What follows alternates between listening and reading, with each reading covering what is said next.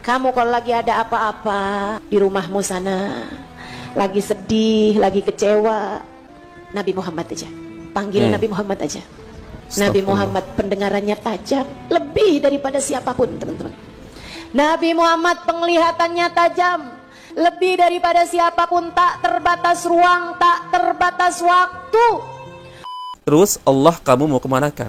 Ya, Allah zat yang maha hidup, tidak mungkin mati. Ya, Allah zat yang maha mendengar, tidak terbatas pendengarannya, yang maha melihat, kamu mau kemanakan? Ya, kok kamu mengajarkan kepada jamaahmu untuk meminta kepada Nabi? Assalamualaikum warahmatullahi wabarakatuh. Bertemu lagi di channel Nasrus Sunnah. Ada beberapa video yang akan kita simak teman-teman dari kalangan Ba'alawi. Yang pertama ini dari Ustazah Halimah Alaidrus ya. Jelas dalam video ini dia mengajarkan kesyirikan kepada orang, teman-teman ya, menyekutukan Allah melalui Nabi sallallahu alaihi wasallam ya. Apa katanya? Ya, jika kalian mengalami kesulitan, kesusahan apapun, maka panggil nama Nabi sallallahu alaihi wasallam ya. Minta kepada Nabi sallallahu alaihi wasallam ya. Karena Nabi itu tidak terbatas penglihatannya, tidak terbatas pendengarannya katanya. Terus Allah kamu mau kemanakan?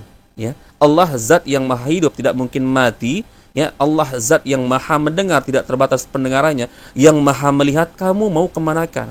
Ya, tidak boleh bertawasul teman-teman, meskipun kepada Nabi yang sudah meninggal dunia, terkecuali Rasulullah masih hidup, maka boleh kita bertawasul. Kita datangi Rasulullah, kemudian kita meminta kepada Rasulullah agar Rasulullah berdoa kepada Allah Azza wa Jalla untuk memenuhi hajat kita.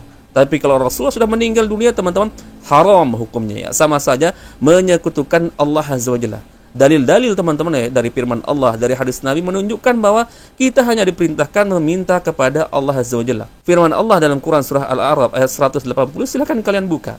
Allah mengatakan walillahil asmaul husna fad'uuhu bima ya. Dan hanya kepunyaan Allah lah nama-nama yang baik, asmaul husna. Maka mintalah hanya kepada Allah, berdoalah kepadanya. Kemudian dalam ayat yang lain, ud'uuni astajib lakum ya, berdoalah kepadaku kata Allah, niscaya aku akan kabulkan permohonan kalian. Dalam hadis qudsi Allah mengatakan, wahai hamba-hambaku, sesungguhnya kalian semua kelaparan kecuali yang aku beri makan, maka mintalah makan kepadaku kata Allah. Ya, wahai hamba-hambaku, sesungguhnya kalian itu tidak memiliki pakaian kecuali siapa yang aku berikan pakaian, maka mintalah pakaian kepadaku kata Allah Azza wa Jalla. Dalam urusan makan, dalam urusan pakaian, Allah sendiri menyuruh kita meminta kepada Allah Azza wa Jalla, teman-teman. Bahkan Aisyah radhiyallahu anha, istri Rasulullah SAW, pernah berkata, teman-teman ya, mintalah hanya kepada Allah Azza wa Jalla meskipun dalam urusan tali sandal kalian yang putus. Itu kata Aisyah radhiyallahu anha, teman-teman ya. Bahkan salah seorang ulama, Ibnu Rajab, pernah mengatakan, dahulu para ulama salaf ya, ketika meminta sesuatu hanya kepada Allah Azza wa Jalla. Bahkan dalam urusan garam saja mereka meminta kepada Allah Azza wa Jalla, teman-teman. Bahkan ada salah seorang sahabat, teman-teman, yang mengatakan sebuah perkataan yang mengandung kesyirikan kepada Allah Azza wa Jalla, dan langsung ditegur oleh Rasulullah sallallahu alaihi wasallam. Apa yang dikatakan, teman-teman? Wahai Rasulullah, sesungguhnya semua ini terjadi atas kehendak Allah dan kehendakmu.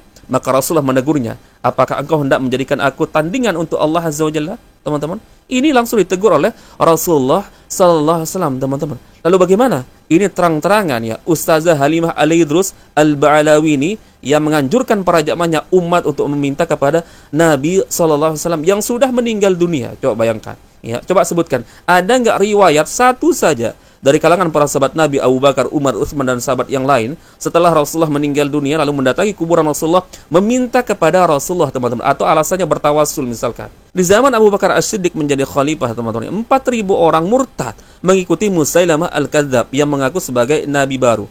Apakah lantas lalu Abu Bakar datang ke kuburan Nabi lalu mengadukan permasalahan tersebut, teman-teman? Enggak. Ya. Kemudian di zaman Umar bin Khattab ya, pernah terjadi musim paceklik, teman-teman ya. Musim kekeringan, sudah lama tidak turun hujan. Ya, akan tetapi apa? Umar bin Khattab mendatangi paman Nabi, yaitu Al-Abbas ya. Lalu meminta kepada Al-Abbas, wahai Al-Abbas, dahulu ketika Rasulullah masih hidup, maka kami mengadukan hajat kami agar Rasulullah meminta kepada Allah Azza wa Jalla. Saat ini Nabi sudah meninggal dunia, maka mintalah kepada Allah Azza wa Jalla agar menurunkan hujan. Ini yang dilakukan oleh para sahabat Nabi, teman-teman ya. Ya, bagaimana dengan Halimah Alaidrus ini yang jelas-jelas mengajarkan kesyirikan, menyuruh para jamaahnya meminta kepada Nabi sallallahu alaihi wasallam. Lalu kamu mau kemanakan Allah Azza wa Jalla, zat yang maha hidup, zat yang maha mendengar, maha melihat ya. Bahkan setiap hari kita membaca ayat Allah Azza wa Jalla dalam Quran surah Al-Fatihah ayat keempat, teman-teman. Iyyaka na'budu wa iyyaka nasta'in. Hanya kepadamu lah ya Allah tempat kami menyembah, dan hanya kepadamu lah tempat kami mohon pertolongan. Kamu mau kemana kan ini? Ya, Allah Akbar. Ini cara-cara yang berlebihan kepada Nabi SAW, teman-teman. Dan ingat, Rasulullah tidak akan pernah ridho, teman-teman, dijadikan sebagai wasilah untuk berbuat kesyirikan kepada Allah Azza wa Jalla, teman-teman. Baik, kita simak videonya, teman-teman. Makanya urusan tuh paling enak sama Nabi Muhammad. Urusan paling enak sama Nabi. Kamu kalau lagi ada apa-apa di rumahmu sana, lagi sedih, lagi kecewa, lagi ada hajat, lagi panik, lagi takut, anakmu sakit, suamimu sakit misalnya, atau lagi ada urusan apa aja, Nabi Muhammad aja, panggil Nabi Muhammad aja. Nabi Muhammad pendengarannya tajam, lebih daripada siapapun, teman-teman. Nabi Muhammad penglihatannya tajam, lebih daripada siapapun. Tak terbatas ruang, tak terbatas waktu. Cukup bagimu Nabimu Muhammad sallallahu alaihi wasallam, adukan kepada baginda Nabi, baca salam, baca salawat, ucap salam, baca kitab maulid, baca salawat, kemudian sesudahnya sampaikan kepada Nabi Muhammad pengaduanmu itu, sampaikan. Ya Rasulullah, kok susah banget nih jaga hati, wahai Rasul, tolong doain kami kan umatmu ya Rasulullah. Anak sakit nih Rasul, saya takut, tolongin Rasulullah, syafaatkan untuk anak saya. Ustazah, Rasulullah dengar, ada dalilnya, ada hadisnya Nabi besar Muhammad sallallahu alaihi wasallam, hadis Hasan Rawu Ahmad, ma sallama alayya ahadun min ummati illa waraddallahu alayya ruhi hatta arudha alaihi salam. Tidaklah umatku mengucap salam padaku, melainkan Allah kembalikan ruhku sehingga aku dapat menjawab salamnya. Kode-kode indah antara kita dengan Nabi Muhammad. Tawassul kepada Nabi Muhammad. Munajat, panggil Nabi Muhammad. Nabi Muhammad untuk kita, saudariku sekalian. Nabi Muhammad punyanya kita, umat beliau. Kita umat yang disayang sama Nabi Muhammad. Jangan pernah merasa sendirian. Ada Nabi Muhammad dalam hidupmu. Jadi alasan salah satunya, teman-teman, karena ada dalil ya, sabda Nabi SAW. Ya, orang yang bersolawat meskipun Rasulullah sudah meninggal dunia, maka Rasulullah mendengar solawat tersebut dan Allah Azza wa Jalla akan membalasnya. Dan katanya ini adalah kode-kode katanya. Allah Akbar. Siapa yang menafsirkan hadis tersebut, teman-teman, terkait Rasulullah mendengar ya solawat dari umatnya, lalu itu dijadikan sebagai hujah bahwa kita boleh menjadikan Rasulullah sebagai tawasul, agar alasannya misalkan doanya lebih mudah terkabulkan oleh Allah Azza wa Jalla. Siapa yang punya tafsiran seperti ini, teman-teman? Ya. Makanya di awal sudah banyak sekali dalil-dalil yang kita sampaikan. Bahkan sahabat Nabi saja ditegur oleh Rasulullah, teman-teman. Hanya sekadar mengatakan, wahai Rasulullah, semua ini atas kehendak Allah Azza wa Jalla dan kehendakmu. Maka Rasulullah menegurnya, apakah engkau hendak menjadikan aku sebagai tandingan untuk Allah Azza wa Jalla? Kata Rasulullah, teman-teman. Ini di zaman Rasulullah bersama para sahabatnya. Lah bagaimana dengan ini? Halimah al-Idrus jelas-jelas ya mengajak para jamaahnya untuk meminta kepada Rasulullah sallallahu alaihi wasallam, teman-teman. Karena alasannya Rasulullah itu tidak terbatas pendengarannya, penglihatannya ya, tidak bisa dibandingkan dengan siapapun katanya. Lalu bagaimana dengan Allah Azza wa Jalla? Zat yang Maha mendengar, tidak terbatas pendengarannya, bahkan apa yang ada di kedalaman lautan, apa yang ada di kedalaman tanah, Allah mampu mendengarnya, teman-teman. Ya, kamu kemanakan Allah Azza wa Jalla? Ya. Makanya sampai para ulama dahulu, teman-teman, dikatakan oleh Ibnu Rajab, ya, para ulama-ulama salaf kita terdahulu, ya, memohon kepada Allah Azza wa Jalla sampai dalam urusan garam, teman-teman. Ya, bayangkan dalam urusan garam yang harganya 1.000 perak, 2.000 perak mungkin, teman-teman, kalian nggak punya di dalam rumah kalian. Ya, para ulama salaf terdahulu meminta hanya kepada Allah Azza wa Jalla. Sampai Aisyah radhiyallahu anha, teman-teman, mengatakan mintalah hanya kepada Allah Azza wa Jalla. Sampai dalam urusan tali sandal. Bayangkan, itu perkara remeh bukan, tali sandal. Tapi Aisyah menganjurkan kita meminta kepada Allah Azza wa Jalla, teman-teman. Dan dalil juga menunjukkan seperti itu. Ya, ud'uni astajib lakum, kata Allah, mintalah kepadaku niscaya aku akan kabulkan permohonan kalian. Hadis qudsi juga yang sudah kita bacakan terang benderang, teman-teman.